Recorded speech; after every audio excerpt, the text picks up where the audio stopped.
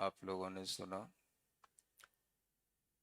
और उसी की दूसरी ढाल में 12वें छंद में निःशंकित अंग का वर्णन करते हुए आचार्य समंतभद्र महाराज के परंपरा के अनुसार एक दृष्टांत के माध्यम से हम सम्यक दृष्टि जीव के भाव कैसे होते हैं यह समझने का प्रयास कर रहे थे। मनुष्य जन्म में सम्यक दर्शन की प्राप्ति का भाव रखना, मनुष्य जन्म में निःशंकित गुण की प्राप्ति की ओर आगे बढ़ना, यह हमारे जीवन का लक्ष्य बनना चाहिए। और इसके लिए आचार्य समंतभद्र महाराज ने जो उदाहरण दिया, उसी उदाहरण के माध्यम से नई छैडाला में बात रखते हुए आपसे कल कहा गया था, अंजन सम भव्य निशंक होय, बिन ज्ञान धरे भी अमर होय। इतनी सी एक पंक्ति आपको अपने स्मरण में रखना है। एक लाइन तो याद रख सकते हो ना? क्या? अंजन सम भव्य निशंक होय, बिन ज्ञान धरे भी अमर होय। अंजन के समान भव्य जीव को निशंक, रानी का हार चुराने के बाद में जब दौड़ता हुआ छुपने के लिए एक स्थान पर पहुंचा, तो वहां पर वह एक दृश्य देख रहा था कि एक व्यक्ति एक वृक्ष पर सीका बांधकर उस पर बार बार चढ़ता है और नीचे उतरता है। अंजन उस व्यक्ति के पास भी पहुंचा और उसने पूछा कि यह तुम क्या कर रहे हो?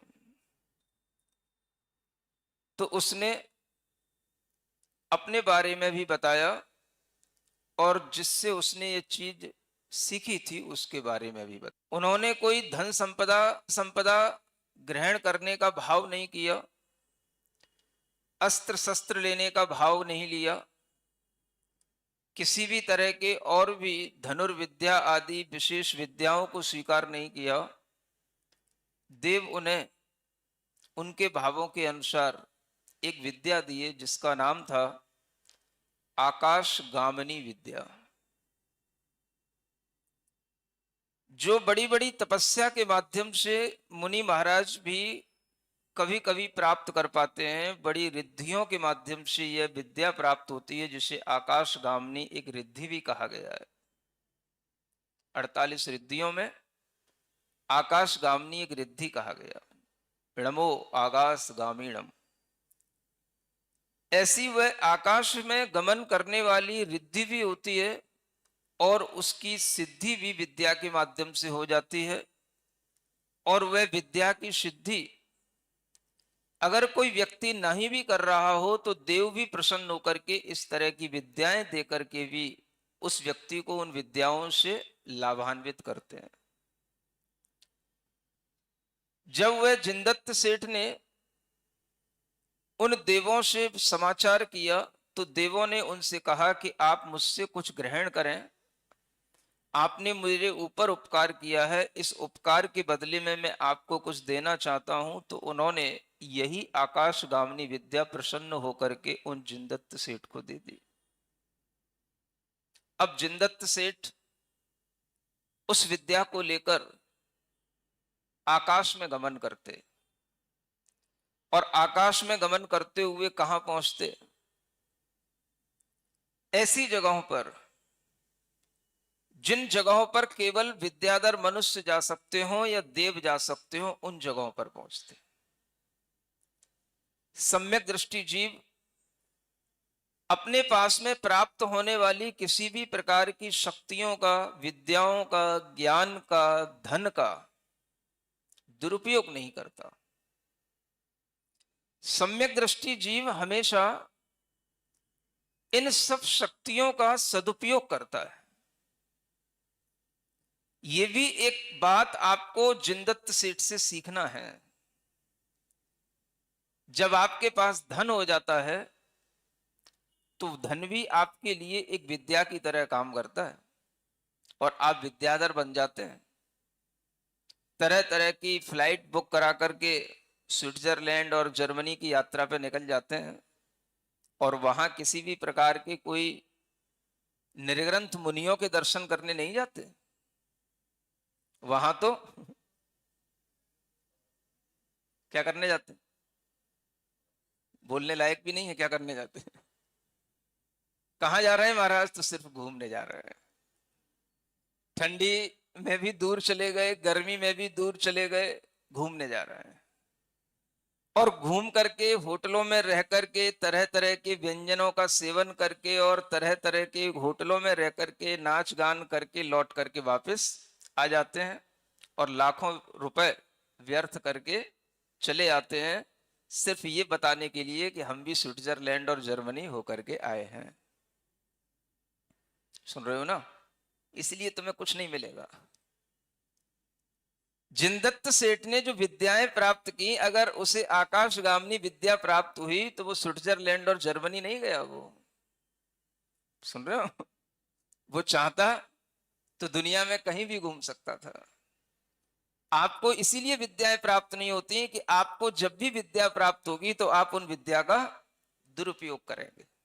आपको थोड़ा सा धन मिल जाता है तो आप उसका दुरुपयोग करने लगते हैं। तो विद्या मिल जाए फिर तो आप यहां बैठेंगे क्या? लाल मंदिर आएंगे क्या? मुनि महाराज के प्रवचन सुनेंगे क्या? फिर तो आप 7 स्टार होटलों में घूमेंगे। 5 स्टार भी क्यों कहें। आपकी बुद्धि में क्या है, ये आपके पास में जो उपलब्धियां हैं उनका आप किस तरह से उपयोग कर रहे हो, इसको देख करके समझना होता है। जिनदत्त सेठ को जब ये विद्या मिली तो उस विद्या से उसने अपने आस पड़ोस के लोगों को, अपनी प्रजा को, कोई ऐसा नहीं कि मैं उन्हीं के सामने से अपना विमान निकाल रहा हूं, उन्हीं को दिखा दिखा करके हम विमान उड़ा करके विद्याओं से आकाश में चलते हुए अपने आप को दिखा करके वाई वाई लूट रहे हैं। सुन रहे हो ना? आपको तो एक गाड़ी भी मिल जाती है ना थोड़ी सी, तो उसको बार बार अपनी गलियों में घुमाते हो, बार बार अपने रिश्तेदारों को दिखाते हो, बार बार अपनी फोटो खींच खींच करके उसको वायरल कराते हो। जिनदत्त सेठ इतनी बड़ी विद्या प्राप्त कर लिया, आकाशगामिनी विद्या, और किसी को कुछ नहीं बताया। कहां जा रहा हूं, क्या कर रहा हूं, किसी से कोई प्रयोजन नहीं। रोजाना सुबह जैसे ही होती अपनी द्रव्य सामग्री को सजाता। उसके घर में काम करने वाला वह बटुक सोमदेव था, सोमदत्त, जिसके बारे में कल आपसे कह रहा था। तो वो उसी से कहता कि भाई द्रव्य सामग्री तैयार रखना, सुबह जैसे ही 7 बजेंगे मुझे अकृत्रिम जिनालय की वंदना करने जाना है और वहां पर निर्ग्रंथ मुनि महाराजों के, रिद्धिधारी मुनि महाराजों के दर्शन करने के आनंद को हमें प्राप्त करना है। ऐसी तैयारी रखना। सुन रहे हो? बोलो तो, क्या सुन रहे हो? ये सम्यक दृष्टि जीवों के भाव होते हैं। जिनका सम्यक तो निश्चित होता है, वह सुबह उठने के बाद में सबसे पहले क्या देखते हैं? कहां जाना?